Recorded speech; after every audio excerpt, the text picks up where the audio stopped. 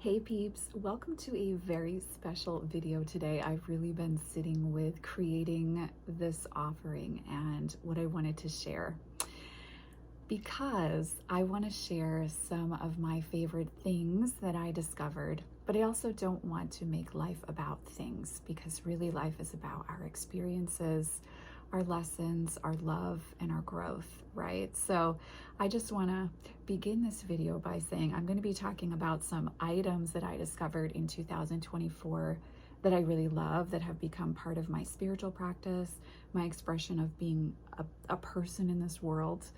But I also want to talk about some experiences that I had this year and how life-changing and affirming they were for me. So I don't know about you, but 2024 was a really, really difficult year for me personally, unexpectedly and expectedly so, I guess.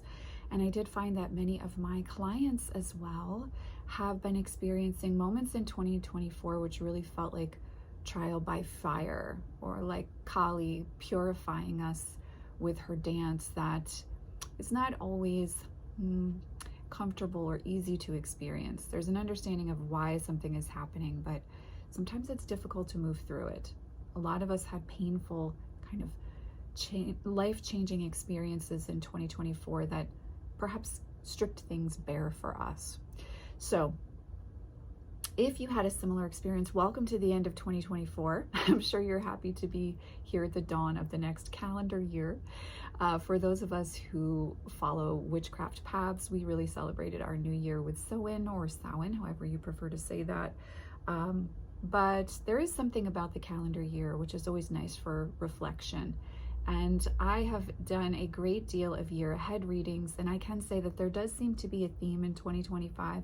It seems to be very much about deepening into what matters to us when it comes to relationships and connections in our life, and experiencing real presence and harmony in those regards, or realignment to assist us to experience presence and harmony in those regards. So it has a softer feel than 2024 did for me in doing the year aheads. So as we prepare to step into this energy, and I've been thinking a lot about like some goodies that I wanted to share with you all that I discovered this year, and it's always fun to talk about that. This is going to be witchy and non-witchy, by the way.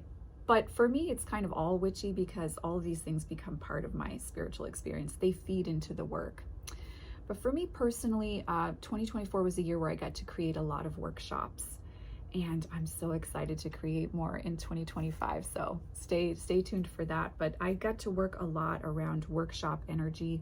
I had a lot of mentorship packages end up getting purchased, and so I've walked through journeys with many students in 2024, and I found that to be so fulfilling, such a sense of pride and joy to watch other readers and priestesses go out there and feel really affirmed and inspired in their paths. Has affirmed and inspired my own path as well. So there's been a lot of growth in 2024, as well as a lot of unexpected endings and powerful change that was difficult to move through, but I feel more empowered in my sense of self than ever, more connected to the dark feminine, more dedicated to living a life in her honor and in embodying her as well. So I want to think about what I want to talk about. So I think what I'll do is kind of sprinkle in my favorite experiences with my favorite items here. And I tried to pull just a few things from each of my favorite categories. So we have decks that that were either released in 2024 or that I purchased new to me in 2024. We're going to talk about some other witchy items, and I'm going to talk about some fragrance, some makeup, and I'm also going to talk about books and music. So we're going to break down all of those lovely little goodies together today. So I think I want to start with some unexpected witchy items. The first thing I want to talk about is Witch City Wicks, and I do not have the box that came with my purchase, but I ended up purchasing some incense from them because I went to Salem with a friend of mine, and their white sage and their copal incense is amazing.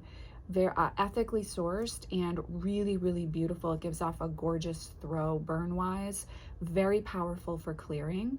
I'm going to put links to everything down below. I haven't been sponsored by anyone. These are just things that I love.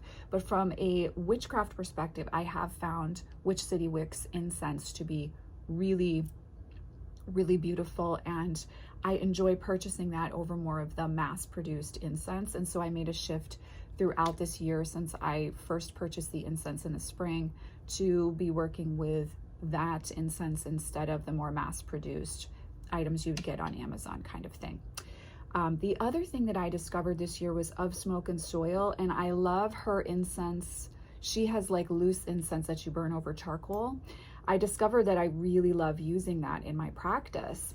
And I also discovered through her witch boxes for specific Sabbats, or I guess I should say Sabbat boxes, anointing oil. I found a new love and a connection to anointing oil. And so Of Smoke and Soil's anointing oils, and I believe it's like Moon Magic Goddess or something. She has another name. There's another witch on Etsy that I enjoy buying her anointing oils as well. And she has some specific deity focused anointing oils, as well as anointing oils for specific divinatory or priestess purposes.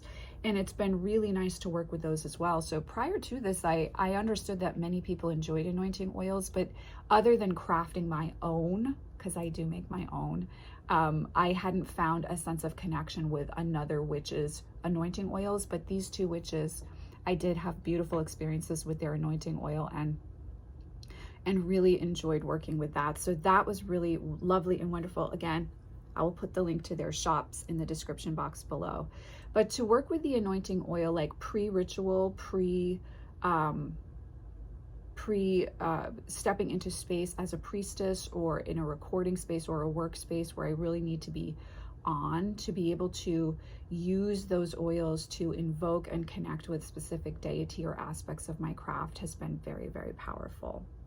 So the other thing that I want to talk about in alignment with that are books.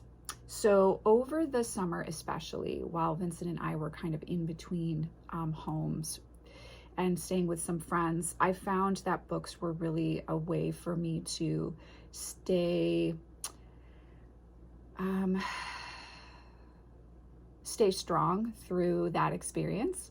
And so I ended up reading some new books during that time, and it really reignited my love for books. And I started a little book channel as well. I'll try to remember to put the link to that down below. I haven't posted on that in a little bit because of how busy I've been with my main form of work here, obviously.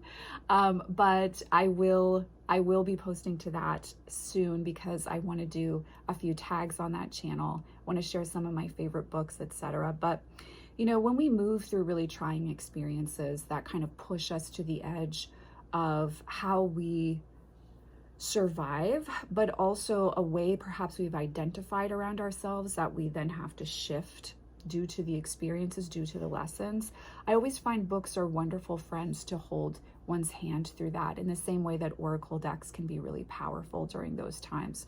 So I found myself over the summer months reading a lot, and from a witchcraft or spiritual perspective, Lucy H. Pierce's books were very powerful, as well as Pixie Lighthorse's works, to tap into my feminine sense of self and also connection with the goddess for empowerment. And it did help me to remember to stay connected to the land. So Conjuring Dirt also was a book that I worked with over the summer and really enjoyed from a witchcraft or spiritual perspective.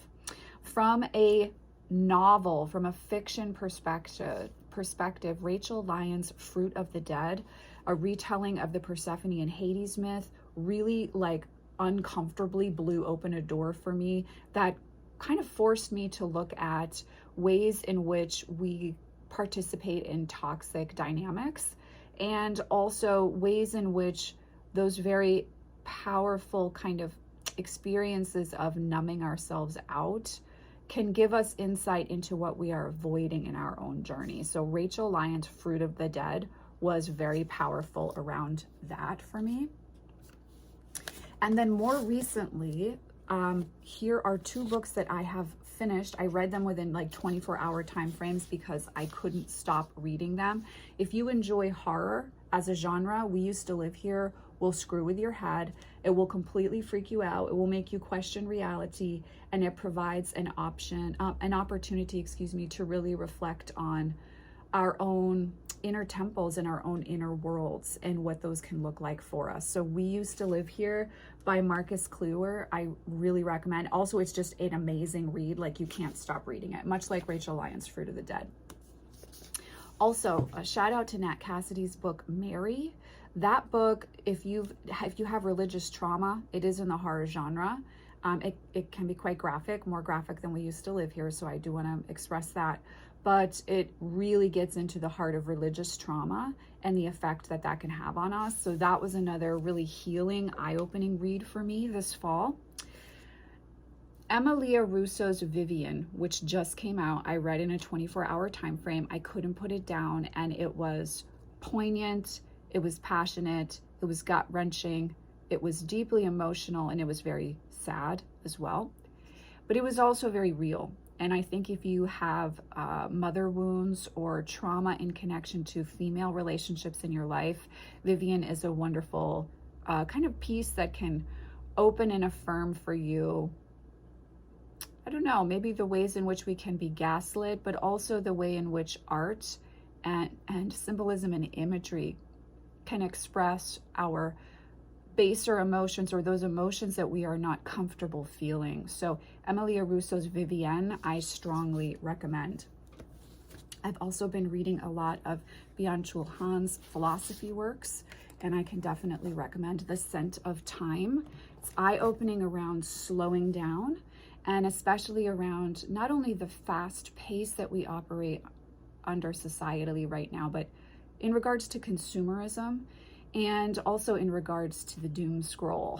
It's a wonderful kind of reflective work that lets you ponder and really consider what you are consuming and how you are participating, and how you might like to unplug from the pace and the idea of success that we experience in today's day and age. So again, that's Byung-Chul Han, his book, The Scent of Time, I would recommend.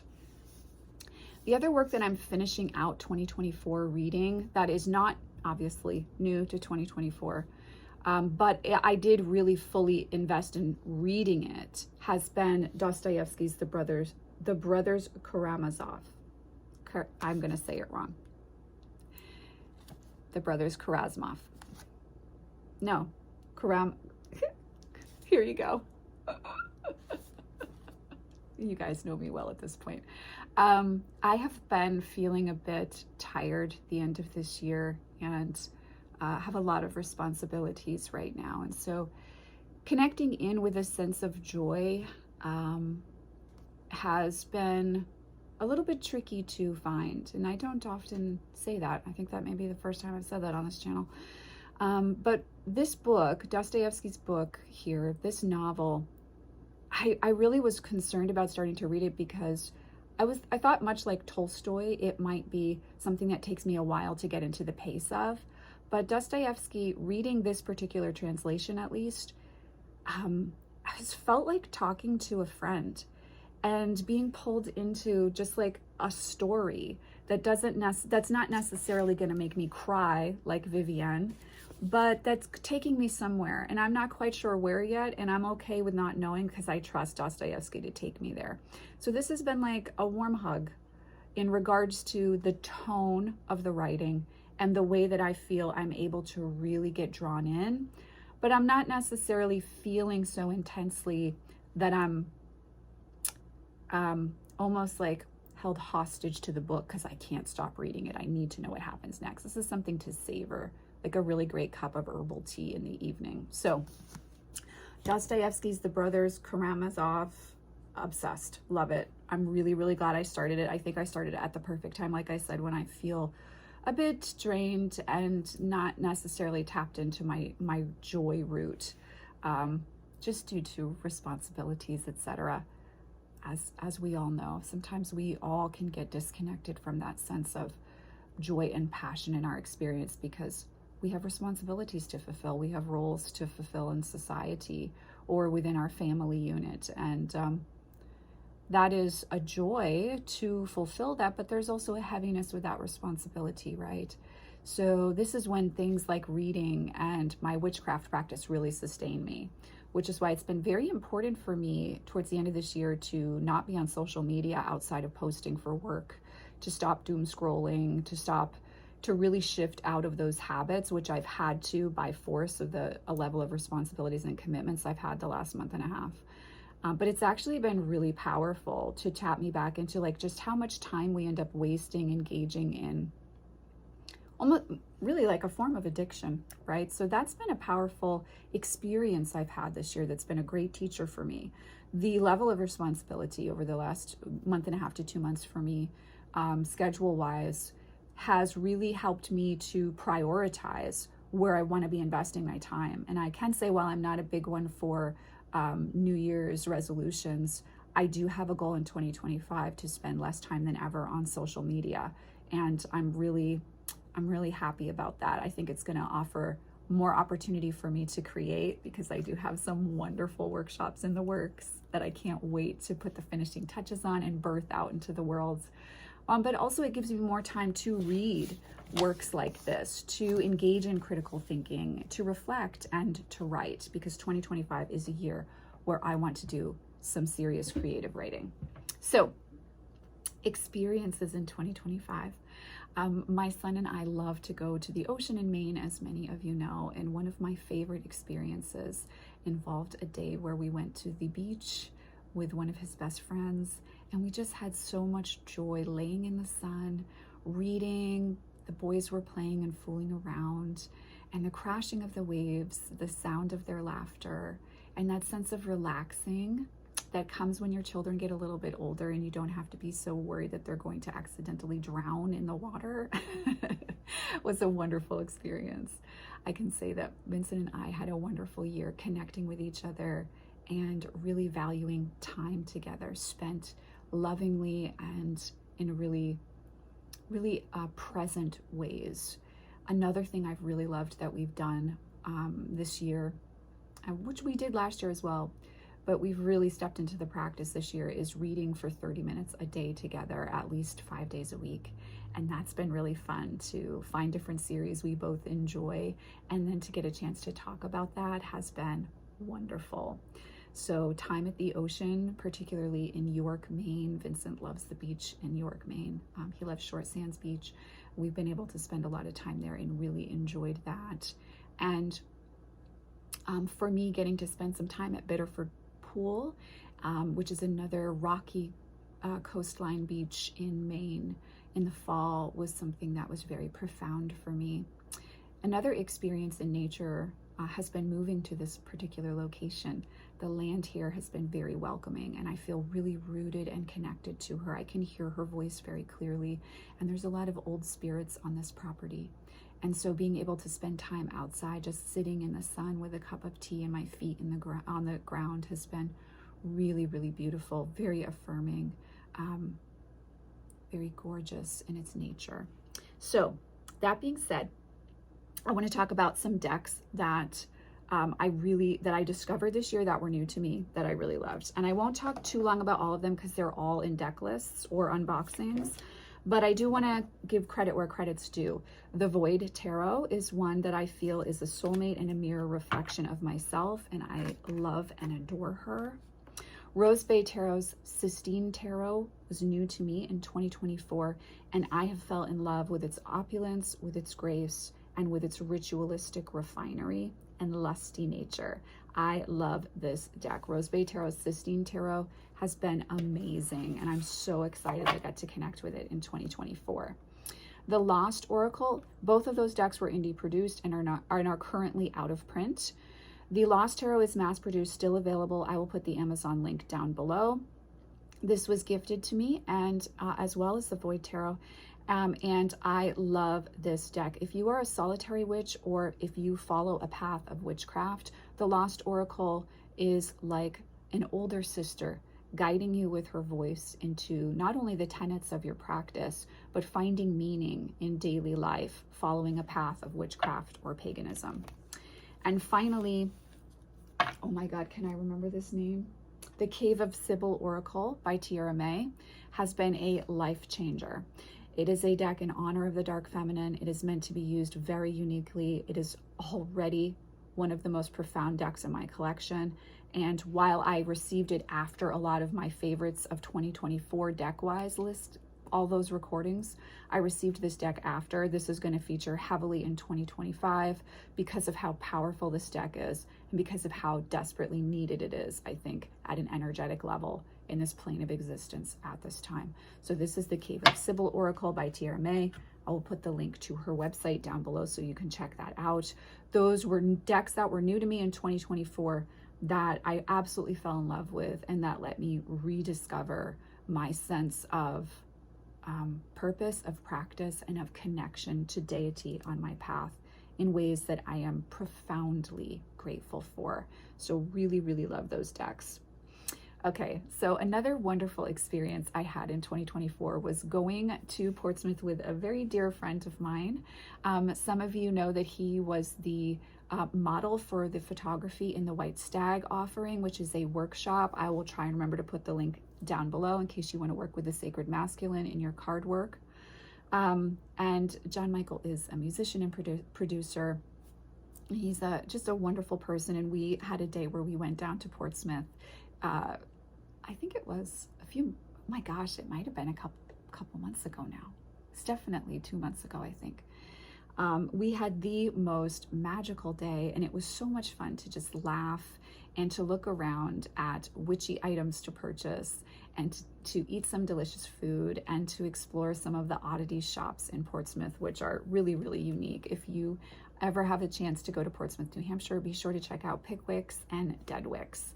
You will thank me. There's lots of wonderful things to check out there.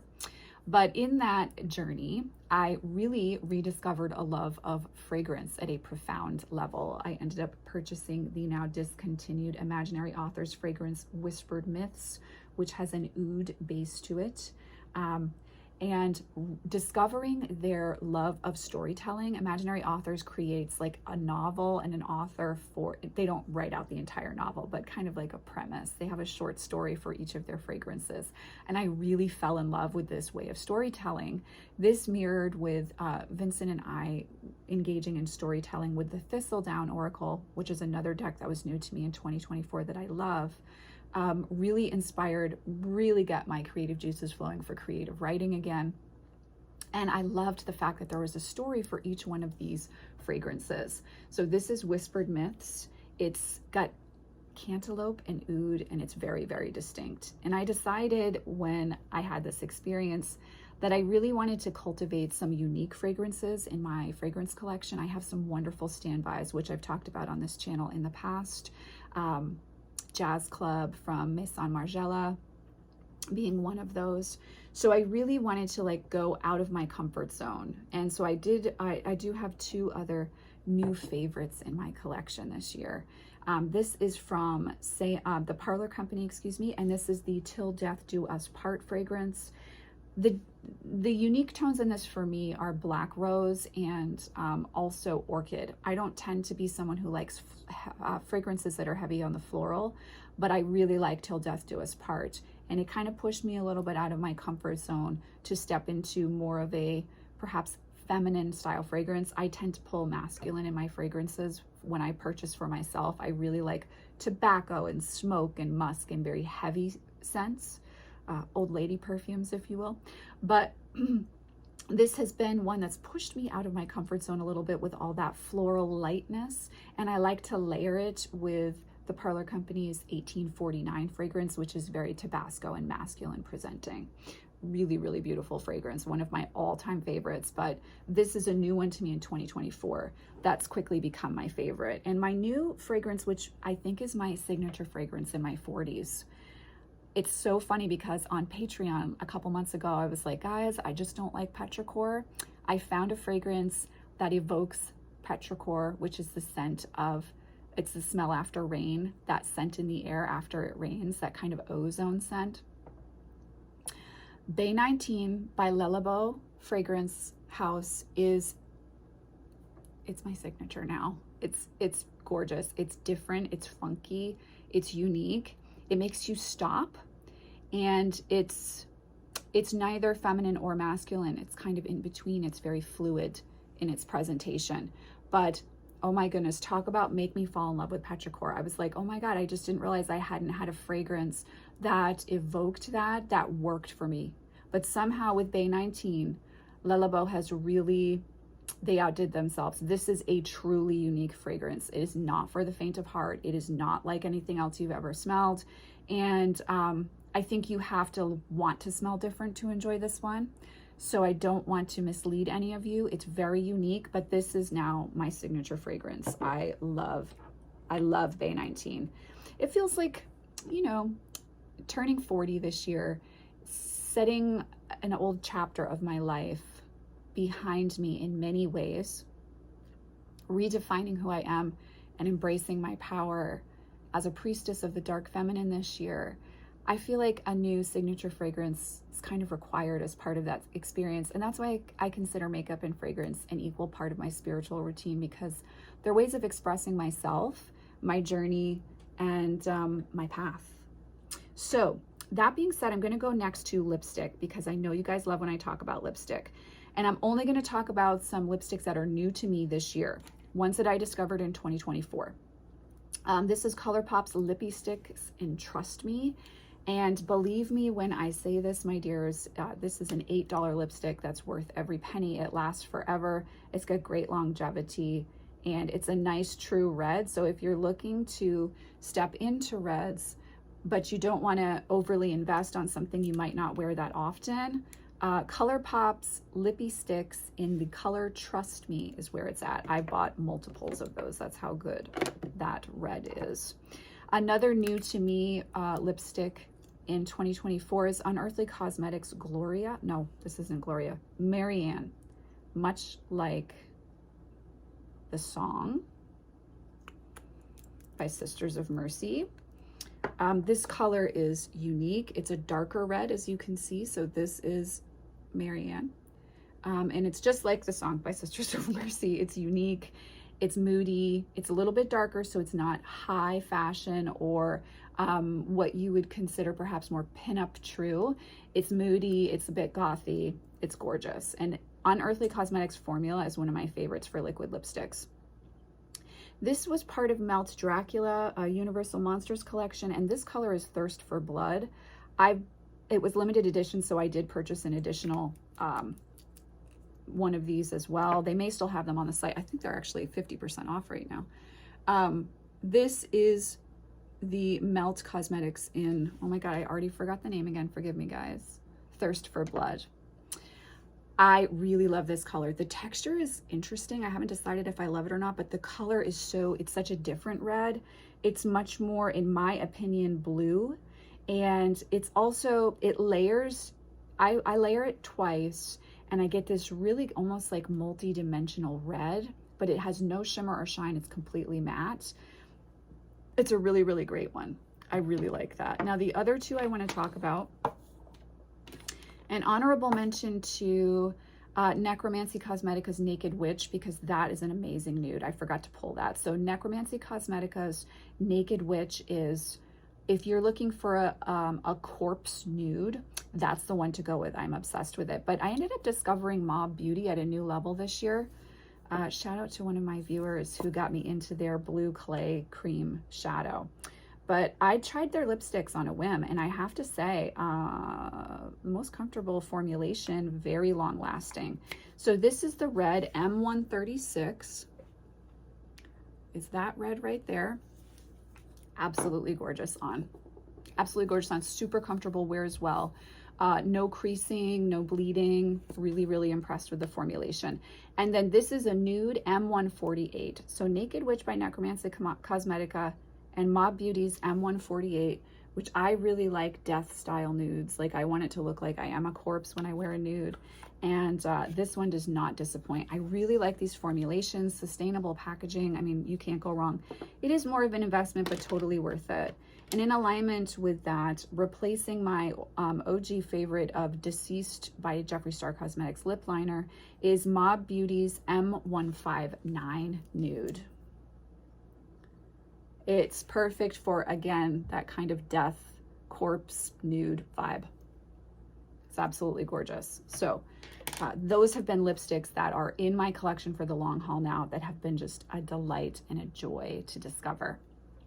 30 minutes if you're still hanging out with me. Nice work. Okay, I think we'll do eyeshadow palettes next, and then I will go into music. We'll finish off there. I need a little sip of tea. Hold on, guys.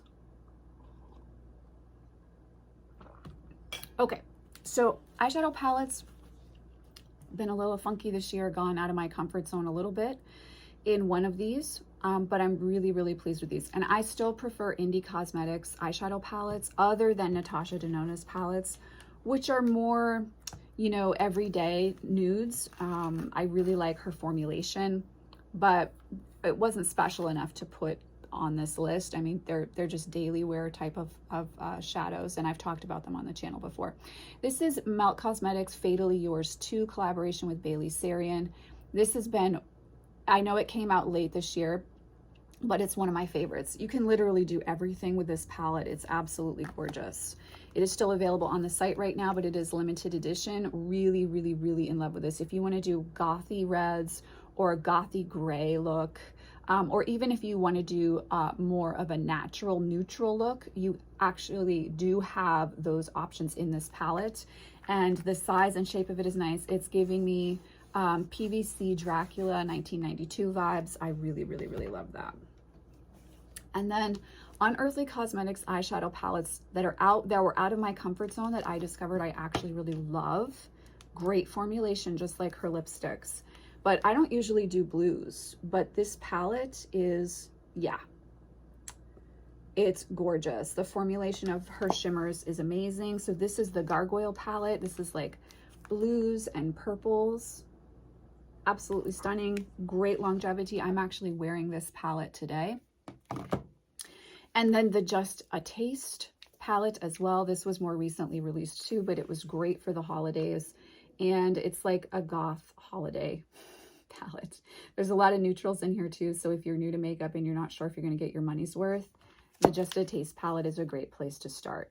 But both of these, I really love the quality, and I liked kind of pushing myself outside of my comfort zone with some of the color themes within those palettes. And they're also just beautiful ones to look at. So those were some makeup inspirations, some of my favorite palettes that I played with in 2024.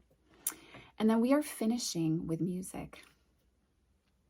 So speaking of experiences, I had a chance to go to some amazing concerts in 2024.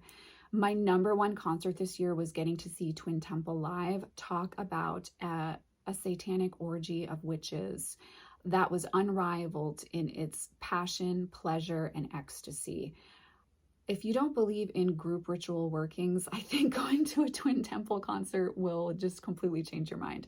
It was gorgeous. It was lusty. It was irreverent. It was just plain old fun. I think every single person in that space was dancing and hugging each other, and it was gorgeous. Twin Temple was amazing. It was one of my most epic concert experiences ever, and it was my favorite concert in 2024. Second to that was getting a chance to see Knocked Loose live again. I'm a huge Knocked Loose fan, as many of you know. Brian, the lead singer and the writer of the lyrics for the band, is a Virgo. He's very dedicated. He actually has the same birthday as my father, as date, not year. And his lyrics are very intelligent, and he lives very much in alignment with his own code of ethics, which is fascinating to see. But there's nothing like a Knocked Loose show. They did not disappoint this spring. It was around my birthday. It was just beautiful. It was perfection. I also got to see Chelsea Wolfe live this year, and I attended several other concerts that were all amazing. I love live music. I find them to be profoundly spiritual experiences. To me, it's like a Christian's idea of going to church is going to see live music. So I want to talk about some of my favorite albums this year. Chelsea Wolfe's She Reaches Out to She This is not my favorite Chelsea Wolfe album. However, the track entitled Dusk was a game changer for me as I moved through some experiences of betrayal in my personal life at the beginning to middle of 2024. The album took on a different tone. Seeing her live, she's an amazing act. I didn't have the best concert experience, but her live music, I mean, Chelsea is a total professional and she really brought it to that performance. But there's something about the song Dusk on this album that if you're going through an experience of trying to heal from betrayal in a connection with other individuals in your life, Dusk holds out a hand in a really beautiful way. So I did want to put this album on my list this year because it was profound in my own coming to terms with the humanness of all of us, and finding ways through. And Chelsea stopped drinking before she created this album. She spoke a lot in the interviews about tarot, working with structures of myth in her writing experience, but also in the profound change in her life with the shifts that she had made personally. And it's quite a cathartic spiritual album. She also made an oracle deck that she released with this special edition of the vinyl, which I am fortunate enough to have. I do have an unboxing of that on the channel, but she reaches out to she. At first, I wasn't feeling super connected to the deck, but then as experiences in my own life really mirrored some of the themes in the album, it was a really beautiful experience to have with her. So I really recommend that album if you're moving through a time of attempting to heal, especially around connections in your life. I'm not sure if Chris Stapleton's Higher album came out at the end of last year or the beginning of 2024, but I listened to this for the first time in the winter months in January and February of 2024. And the song White Horse, The Fire, and Think I'm in Love with You, I just really enjoyed. I like Chris Stapleton's work. I like old school country. I do not like new country. And Chris Stapleton is very old school country. He's also just an amazing songwriter and a great guitar player.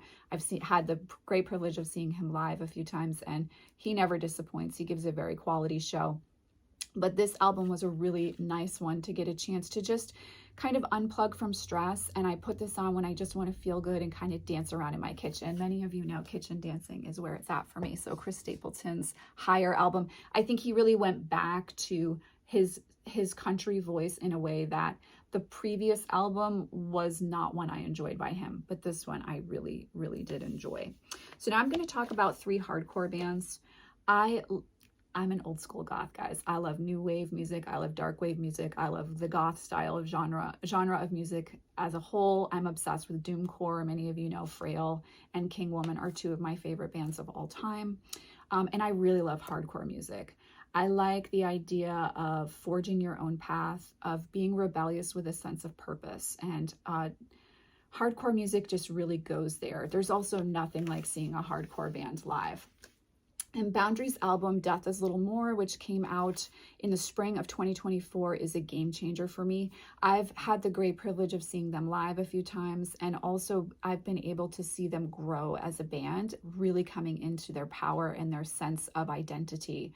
And Boundaries' Death is Little More album is really, really special. If you love hardcore music or you're looking to get into heavier music in general, this album really takes you through a sense of finding oneself after feeling betrayed, perhaps by spiritual belief, a religion, or parental figures. I think this is an album that really helps you find your anger, and through finding that anger, find your point of power for healing and choosing to move forward in a very personal direction, and one that is authentic to oneself.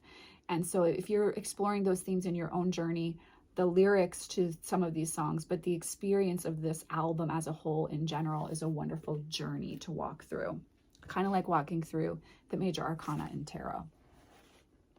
Okay, next on the list is Knocked Loose and their album You Won't Go Before You're Supposed To, which came out around my birthday. As I said, one of my favorite concerts, one of my favorite bands to see live, one of my all-time favorite bands. I'm always in like the top 2% of Knocked Loose listeners on Spotify at the end of every year. This year was no exception. As I said, I have a lot of respect for Brian, for who he is, for how he's brought his band to success through pure tenacity in a genre that most people don't listen to, which is hardcore. There's integrity in his work. He is a hardcore musician who lives straight edge, and so he's very young, but he has a wisdom to him. And in this album, I found, while this is not my favorite Knock Loose album of all time, there are a few tracks that I really love in here. Slaughterhouse 2, I really, really love.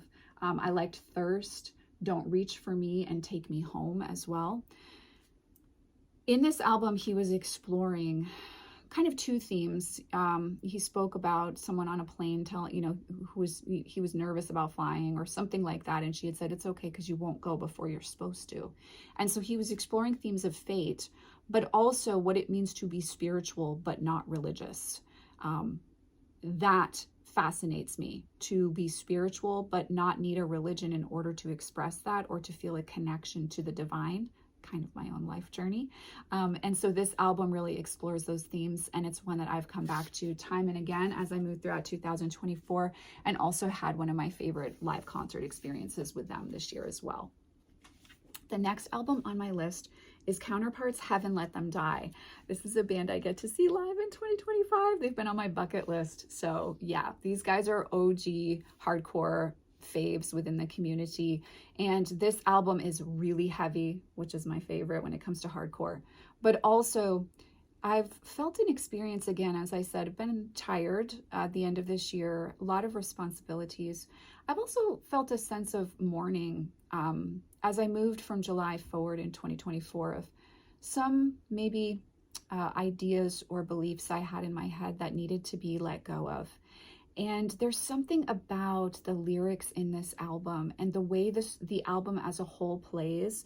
It is an EP, I believe, but if you can listen to all the songs consecutively and take the journey through the experience of this album with Counterparts, I think you end up coming to terms with things that it's hard to reconcile within yourself, whether that's experiences or beliefs. And this album just profoundly speaks to that in a really, really beautiful way. It's been a very healing album for me. I've listened to it a great deal since it came out a few months ago. And I waited to make this video till this came in. My Patreon peeps know, those of you who follow me on Patreon and are part of that community, I've been wanting to record this video since the beginning of December, but I was waiting for this album to show up because I wanted to have the album itself to hold while I was talking to you guys about it. Because, I mean, I know I could pop it up on the screen, but I just love actually having it in my collection. So yeah, I'm getting a chance to see them live this spring, and I think it's spring, it's February or March. I'm really, really looking forward to it. They're also touring with Malevolence, who's another great hardcore band. So these are the albums that impacted me the most in 2024 that were new to me as I moved throughout the year. It's been a profound year. I feel changed. I feel stronger. I feel more connected to Persephone in her dark face, and Lilith and Babylon than ever before. And as always, my Lady Isis walks with me. So let me know what have been your guys' favorites as you move throughout the year, whether they're witchy or non-witchy. They're really all part of our own experience of reverence, aren't they?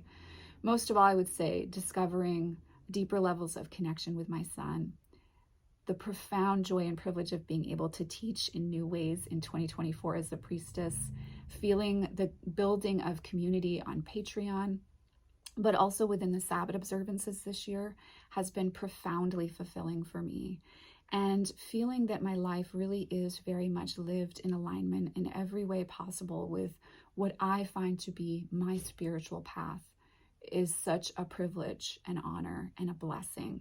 And I feel profoundly grateful as I'm leaving the calendar year of 2024 and ready to embrace more embodied ways of expressing the dark feminine in 2025. I'm sending all of you oceans of love. If you made it through this, thank you for hanging out with me for so long. And of course, you guys know I will see you in the next video. Take care.